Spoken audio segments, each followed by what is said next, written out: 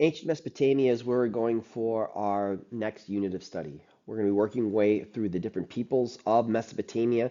Going to kind of be jumping around, kind of moving away from the book a little bit, working in chronological order as we work through our peoples of Mesopotamia chart. So we might want to have that out towards the end of this video to be able to go and fill that out as we're working. But we're going to start with early agriculture, see how that's an effect on humans, and then what the effect of that early agriculture then has on how humans organize themselves, creating the first civilizations. The Neolithic Revolution we touched on a little bit towards the end of our prehistory unit. And the Neolithic Revolution are the far-reaching changes that take place in human life resulting from the start of farming. And so the key F word here is the start of farming with agriculture beginning. That's going to affect humans in a variety of different ways, and we'll literally have it's on your study guide the effects of early agriculture here. So the question we want to ask before we get too deep into this is what cause? Why now? Why at this point do we see agriculture flourishing in different places around the globe at roughly the same time? Well, the first main one is the idea of the changing climate. We're moving from the ice age on the Earth to a period of more worldwide global warming. And this change in climate allows for a couple different things. One, a longer growing season. The ice age, obviously, still summers in there, but they were shorter, not as intense to be able to get the amount of sunlight onto the plants. And so you can have a longer growing season. And in some places, you can be able to plant two crops, one crop in the spring, one crop in the late summer. And again, we get the idea of even today, commodity trading, you can trade spring wheat and winter wheat to be able to go and have two different crops growing on the same field. So longer growing seasons. And then also very simply, there's just more land for cultivating. If the ice age has big giant glaciers covering parts of the earth, if those glaciers are rolled back or simply aren't there anymore, that's going to open up more land and we're moving, there's more land that's available in totality. So you've got all the forests and swamps and other stuff, but if there's more land that's open, that allows you to cultivate more of it. Another cause is going to kind of be this self-fulfilling cycle where the more you have farmers begin to settle down, the more that's going to have the effect of forcing other nomadic peoples to settle down as well. So we get kind of the idea of if I've got my farmers right here, okay, and they've got their farms, the nomads who used to be coming through here can't anymore because the farmers are going to do that. Think about the movie A Bug's Life, where you got the grasshopper showing up and stealing all the ants' food. And again, this idea of people working really hard. You're not going to want people to go and move through there. So those nomads can't move in there anymore. So they're then not going to become nomads. They're going to settle down and become farmers themselves, which causes other nomads to no longer be able to move there. It becomes kind of this self-fulfilling cycle of moving across there. So that's what we have.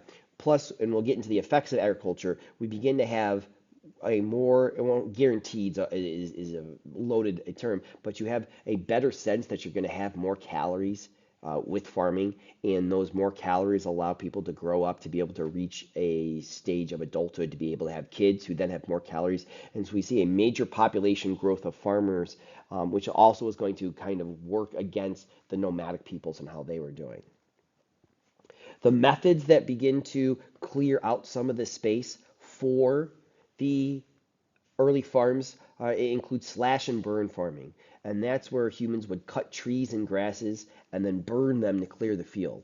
Simply cutting down a tree still leaves a pretty large stump that's there, which is really hard to go and pull out. There's plenty of YouTube videos you can cut over to of guys attaching chains to their stump in the field and their big fancy pants truck, and then going and revving the engine and then pulling the back axle or ripping the truck in half because of those stumps there. What's a lot easier? Burn it all down. You cut it all down. You don't have to remove it. You just light a flame. It goes and burns everything. The added benefit of that is that the ashes of these trees and grasses will then work their way into the soil and provide a fertilizer to help the crops for at least the first year or two. The issue then becomes is, remember, the plants are using those nutrients in the soil. They're sucking them up to be able to grow and make the parts of the plant you want to eat. That's not there in the soil anymore, particularly if you're, one, not aware of it, and two, not replenishing it. So we have a very good first kind of initial crop year. The second year is going to be a little bit worse. The third year is going to be a little worse. By the time you get to the fourth year, you have sucked all the nutrients out of the ground. You're not able, nothing's going to grow. So then you move on to the next and you cut it down and move that way. In a sense, you can still see slash and burn farming happening in places around the globe today, particularly in the Amazon, Brazilian rainforest, to open up more space, particularly for the big cattle industry that's blossoming in Brazil. Cut down the Amazon, burn it, and then we go, and so we still see that happening there. The other major thing that's happening is with domestication.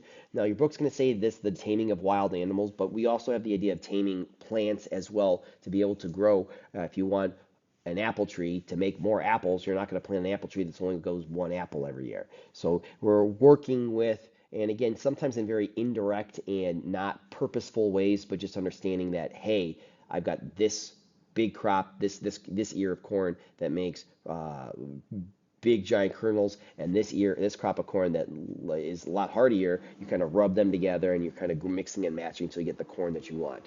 And so we see horses, goats, pigs, oxen, chicken, dogs all being domesticated as well, and then be used for meat, dairy products, fertilizer. All these animals eat, and all these animals then go and poop. That provides fertilizer for their eggs, etc. Now, something very much to consider, these are all animals that are going to be chosen by humans to be able to work towards human end goals and human results. And we see plenty of animals coming to extinction because of human interference. Is this domestication good or bad for these animals?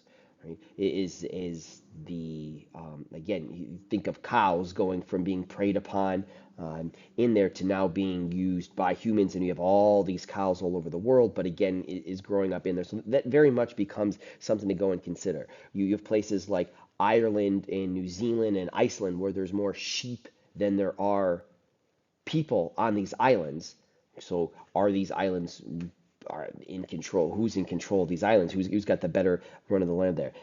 There's arguments that we're living in the great age of the chicken because of all the chicken that we're consuming as humans and all the bones and other stuff we're leaving behind. So it very much seems like the chickens, you can make the argument, are a dominant species on the earth, and yet are they're being grown to be able to do. So there's arguments, there's stuff to be in there, and again, is this good for the animals? Is this bad? It's a philosophical question to try to get at the crux of too. These are the causes, those are the methods that the early humans are doing towards the end of the Neolithic era. And we want to understand that farming starts independently in different areas around the globe roughly at the same time. We mentioned that a little bit earlier. Why is that the case? Again, you go to late night in the History Channel, they're going to say aliens, right? That guy's going to go and pop up. But it just might be that the conditions are ripe all around the globe at roughly the same time, and humans are humans, and it doesn't matter, all right, where you are on the globe. You can start to go and put these pieces of puzzle pieces together, and just because one group does it a couple years earlier than the other doesn't really give them an advantage and or makes them, quote, better, end quote. And so that's what we go and we see. The conditions are all right there, and it doesn't take someone special to recognize what you can do with what's provided to humans. So this is the cycle that we see. We've got our intact forest. People then come in, chop everything down, let it go, and burn it. That then leaves behind fertile soil. You farm the heck out of it, and that then becomes infertile soil. You move on to the next place, the land regrows, another group comes in there, and that's the cycle that then is born through slash and burn farming.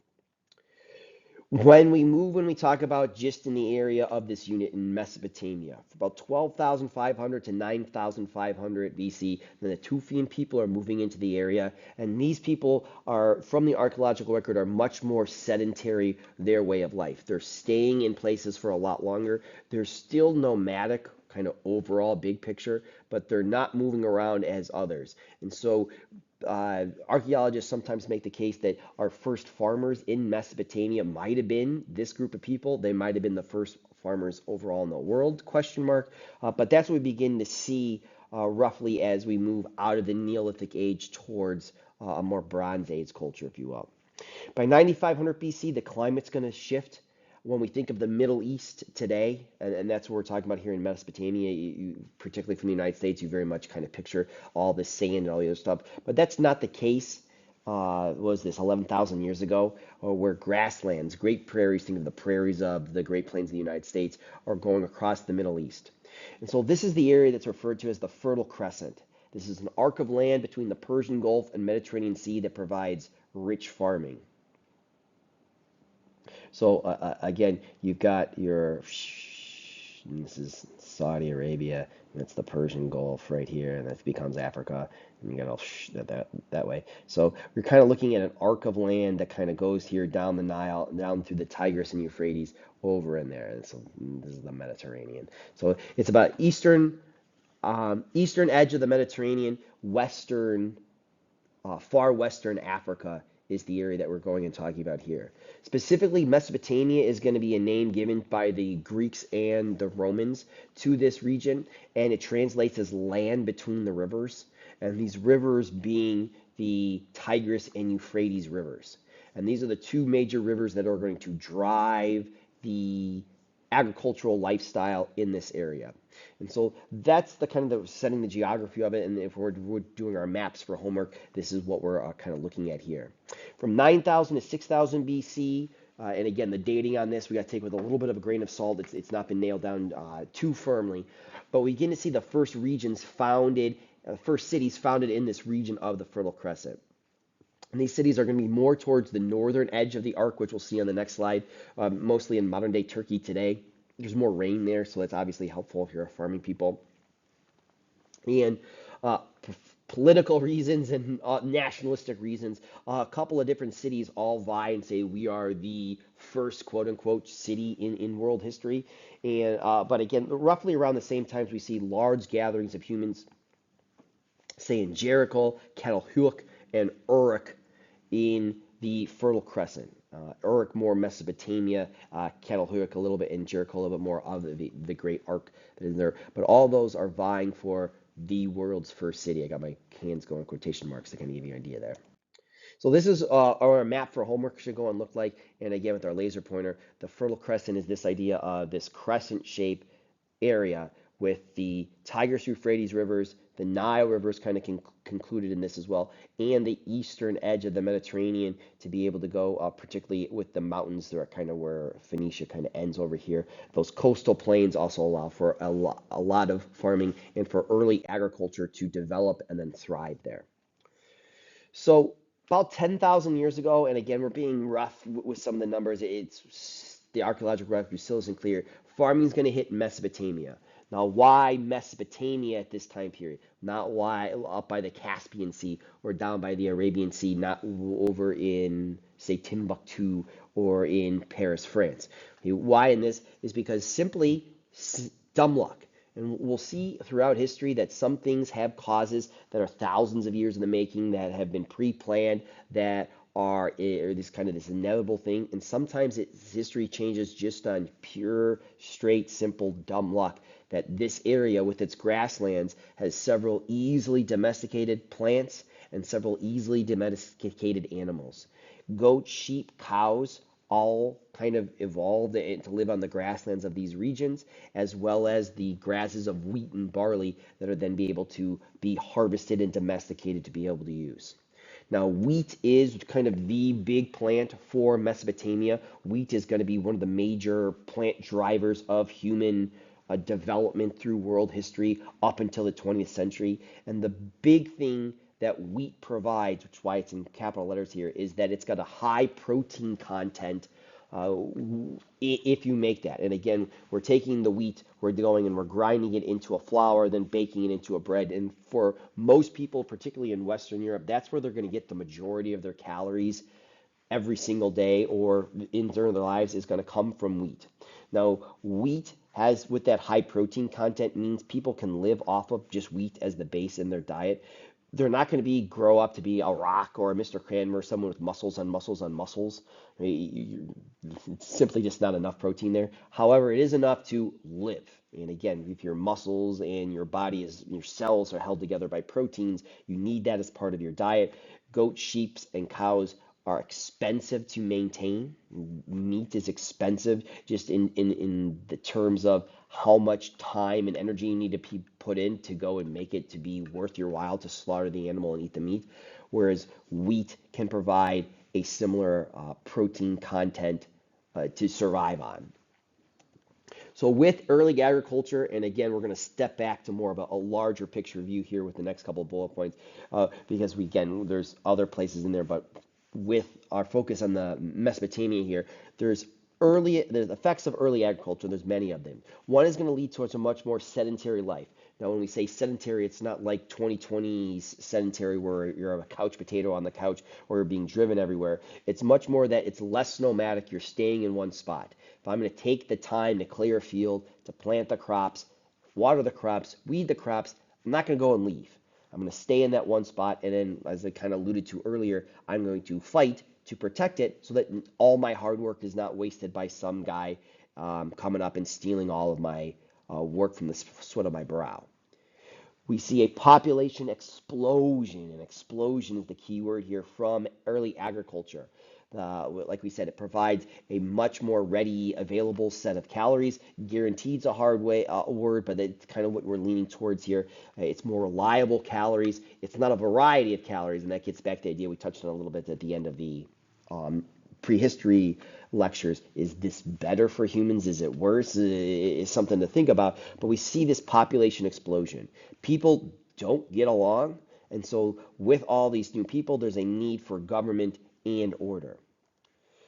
Some psychologists, some historians, some theologians think that religions, particularly the earliest religions, are based upon the kind of inception of these early agriculture, where religion needs to kind of be almost created in a way in order to be explained this miracle of crop production. Now, this is a theory. This is not hard and fast. We just want to introduce this idea, but this is a topic of discussion. But you have to understand, think about, it's November 5th, so it's November 6th here that we're recording it. So we just had Halloween last week. Okay? Think of a pumpkin. You take a teeny tiny little pumpkin seed. It's about the size of my thumbnail. But if you put that pumpkin seed in the ground and you water it and you give it sun, you give it nutrients, you can grow 1,000-pound pumpkin from a pumpkin seed. And if you don't understand the science and the biology behind that, that is a literal miracle in order to be able to do that. So you need to be able to come up with a way to explain, particularly if you've got like me, a 2-year-old that, oh man, why this, why that, why that. Another effect of early agriculture are diseases. And these farmers, because not only are they staying in one spot and staying with more humans and coming in contact with more people overall, but they're also coming into contact with the animals they're domesticating, goats, sheep, cows, pigs, dogs. That's going to lead to diseases. Not only diseases that are easily spread amongst a population. If there's only 15 or 20 people in a band of humans and they all get sick, that illness can run its course between that band. They might not come in contact with others to then spread it. But if you're with 600, 700 people, the disease might be able to kind of take root and become within that population. As well as you can have diseases cross over from animals into humans. And some examples of spillover diseases include things like bird influenza or even things like smallpox, which is traced all the way back to pigs. And that's going to kill millions of humans, hundreds of millions, billions, question mark, throughout its course. And we wouldn't have that without domestication and agriculture. These diseases, though, are also going to have the benefit of allowing humans to develop an immunity to some of these illnesses. So that's going to give those humans an advantage versus other humans, and we'll see this effect take place over the decades. And so farmers have a little bit of an advantage there where they're coming into contact with the diseases early on in their life. They die or they develop an immunity. They can sometimes pass on this immunity genetically, and that's going to give them an advantage. So those are some of the big effects. Other ones we see include stuff that's happening to the body. Our bodies that we're in are not made to be, we're not developed on a farm. bodies evolved on the savannas of Africa. And so we are not used to being able to get all these sugars from these high carbohydrates, wheats and barleys and rices. And that's why, again, you think about your dentist and being able to rack up all the dentist costs from people. They might not eat a whole lot of sugar, but those carbohydrates in carbs and other stuff were readily available. You have that. Other changes in the human body include the ability to digest lactose. Mammals are defined by a couple different things, but they're also getting, particularly producing milk for their young. And yet we don't see 45-year-old whales going up to mom and saying, "Hey, I'm hungry. Can you top me off?" We don't see, right, 10-year-old dogs going to mom to do that. The mother mammals don't want to have this baby constantly coming to them from the nutrition. They want them to go out on their own. And so most animals over time develop the inability to digest the enzyme lactose, which is in milk. And again, the evolutionary idea being that they can go off on their own and survive on by themselves, and the mother's not then weighed down by that. But that's also a source of nutrition that then you're losing out on. And so humans, and again, humans are weird, and you go up to a cow and say, "Oh, that baby cow is drinking that. Let me put my mouth on that and see what it tastes like." And humans are the same way. You're not as a high school freshman saying, "Hey, mom, I'm really thirsty. Can you open up your shirt and help me out here?" But humans, some of them can digest that lactose. Right? I usually have, my wife gets it tells me all the time, "Hey, you got to have a little bit more variety in your breakfast," because I'm a bowl of cereal and milk type of person for breakfast. Hey, I can digest lactose. Ice cream's great. It's wonderful for me. I got a roommate in college though, lactose intolerant. He doesn't take his Lactaid before he has grilled cheese or he had some ice cream. He's going to have a bad night. He's going to have stuff maybe coming out of both ends of him. And that's an evolutionary change that we still see going on within the human body because, again, agriculture relatively recently in the grand scheme of human development. We also, again, get more regular and predictable diets, which again takes a little bit of the anxiety out of there, and which kind of goes and helps you out. And again, we say more regular and more predictable. It's not capitals there, it's not definitive, and we'll see famines and other stuff throughout world history as well. So you got barley and wheat at the top, and again, you're going and separating the wheat from the chaff. You're going and grinding that all up, and we got some domesticated animals there at the bottom. We've got the ability then to go and grind all of these grains to make a flour, barley bread, wheat breads, and do that. Don't picture like your Wonder Breads with that you're putting your peanut butter and jellies on, much more harsher stuff with other stuff in there. But again, still bread, and we begin to see the development of people and the creation of civilizations. And the first civilization we want to talk about is the Sumerian civilization and the Sumerian people. Now, civilization is defined by your book very simply as a complex culture with 5 characteristics. And again, you can quibble, you can quabble, different textbooks are going to say different things. Ours is going to say you got to have advanced cities, specialized workers, complex institutions, record keeping, and advanced technology. That is a civilization.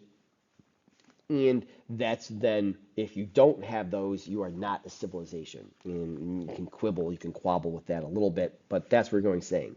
So for the textbook, and again, you're getting a little bit more nationalist arguments and political arguments here, but the first civilization that the book talks about, at least the first civilization in Mesopotamia, is going to be in Sumer in Mesopotamia, the Sumerian culture there. Right? This is parts of modern day Iraq, and we want to see that Sumer is the city, and it's going to become a center of trade for the surrounding area. I got goats that I want to sell. I go and bring them to the city off of my farm. I try to sell them or trade them there. Food surpluses from all the farmers allow for specialization.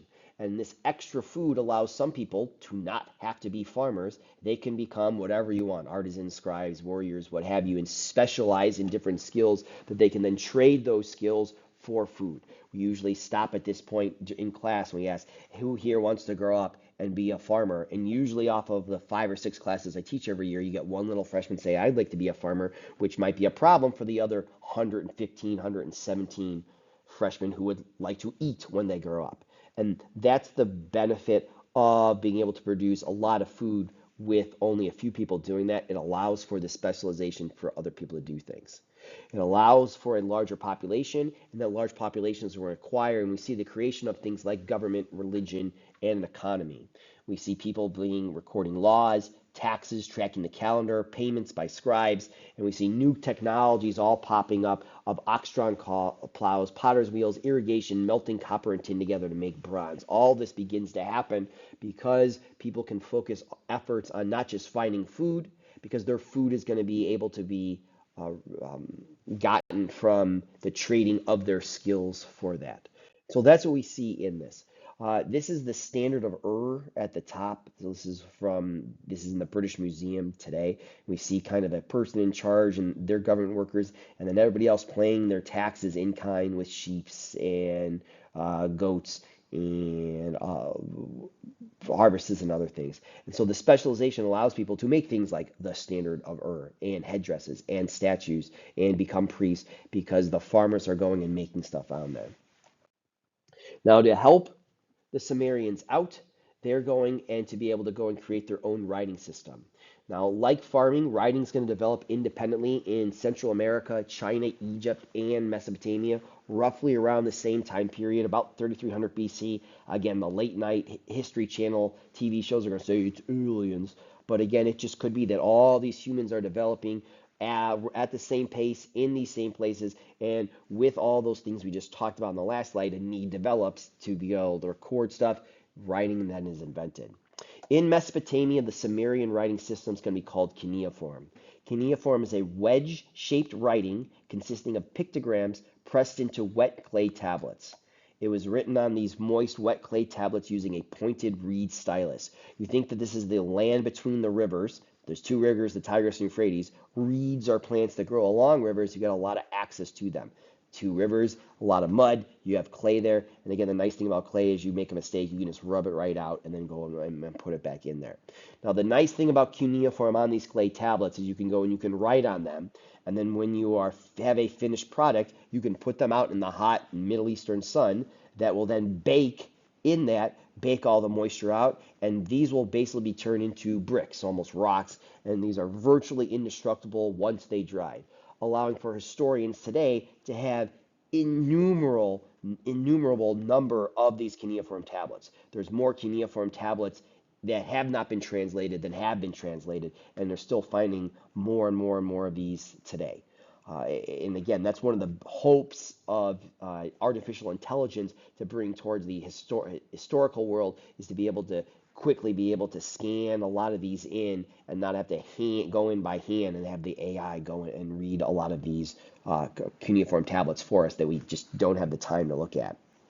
Now, the earliest tablets were written with just pictographs, meaning that I'm going to talk about a son, or I'm going to give you 5 goats. I want a receipt in exchange for one, I don't know, sheep. I'm going to draw on there 5 goats, a sign, and then 1 sheep, and that's how we're going to go and communicate.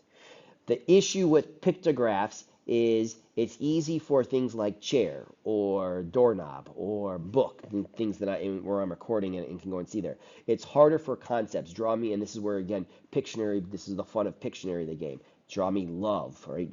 Draw a picture of courage, draw a picture of bravery, draw a picture of anti-disestablishmentarianism. And so these pictographic writing systems have a disadvantage of being kind of limited in what you can go and do that. And well, as you want to be able to kind of do this at speed, at pace, to be able to work quickly and efficiently. And can you do that if you've got to draw all the rays on the sun? If you're talking about a Sunday versus a Sunday versus a Sunday, right? And so that becomes this. So eventually, cuneiform and other languages will move away from pictographic writing to where the symbols will represent sounds in a more phonetic way of writing. Now, on these tablets, we find that a majority of these tablets are boring. Okay, there's not a lot of interesting. It's a lot of administrative purposes, and that makes sense that you were going to keep records, and that's where we go and we find there. Hey, I got a complaint about copper. I'm going to write it down. I'm going to go give it in that way. So we see a lot of trade and business info written down. However, right, much more useful to understanding these people's way of life and their worldview. We also get cuneiform tablets that survive to this day of their religious beliefs, of their myths, of their stories to kind of very much give a worldview and a day-to-day life for these people. The benefit of writing, whether you're in Central America, China, Egypt, or Mesopotamia, writing at all while you're writing down notes for this class, is writing allows for the codification of laws and the keeping of historical records, meaning that I can come up with a law instead of it just existing in my head and people being able to interpret it and be able to say, no, it's actually this. You write it down, you codify it, you put it in some case here in stone with your clay tablets, and it allows for people to be able to go and see what is the law versus how can we interpret the law. Is there any wiggle room in there? As well as keeping historical records. Okay, that's the importance of history. We'll be able to go and see how things have changed, what we did in the past, and can we improve them.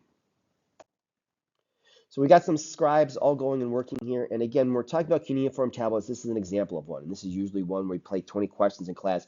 What is this a symbol of? And we'll get the laser pointer out. And usually it takes a while before people identify the deer that we had there. There's the deer's body. There's a leg. There's a leg. There's a leg. There's a leg. You got our head, and then we've got the antlers that are all going from here. So we have a start with a pictographic writing system. And then eventually, as we move through history, we get more where we get things like this, where symbols are representing sounds. And what are these symbols representing sounds can do? Well, a lot of different things. On here, we very much have a property being owned described. We've got the edge of the property, we've got symbols, we've got markings, and all that stuff there. So that's one way of doing that. You've got a birth certificate here where you've got the child with the name of its parents and then at the footprint to be able to go and say, hey, this is my kid, this is when I was born, be able to go in and remember that. And again, these clay tablets become almost a dime a dozen, and this is part of the benefit of writing it like this way. I write stuff on a piece of paper, it could get wet, it could do other stuff. Once these are baked and dried, they are virtually indestructible. You got to go out of your way to destroy them, which allows for, again, much more long-term record keeping, that we can go write things down, anything from administrative purposes to myths to songs that we can go and listen to, and you can pull one of these up on YouTube as well. We'll go and we'll look at the evolution of writing, but again, this is the idea that we're moving with cuneiform towards much less of a, this is a symbol that represents a thing, and more of a symbol that represents a sound, which opens up more words and more ways to describe the world around you. And again, you can kind of go and see how over time we work from this idea of a pictographic language where I'm writing about a head and it means head, and then by the time we move, this is what, 2,400 years later, we get that symbol that represents a head rather than ration, where we got the bowl, and then that bowl over time comes and moves down that way. All right? Again, you can start to see the difference in how we're going and writing different things and moving across that way. And that's what they're going and doing. So we'll pick up with the next part of the Sumerian culture. We talked about the beginnings, this, and then look at their politics and their religion on the next slide, as well as working through a couple other groups of people as we continue to work through the peoples of Mesopotamia.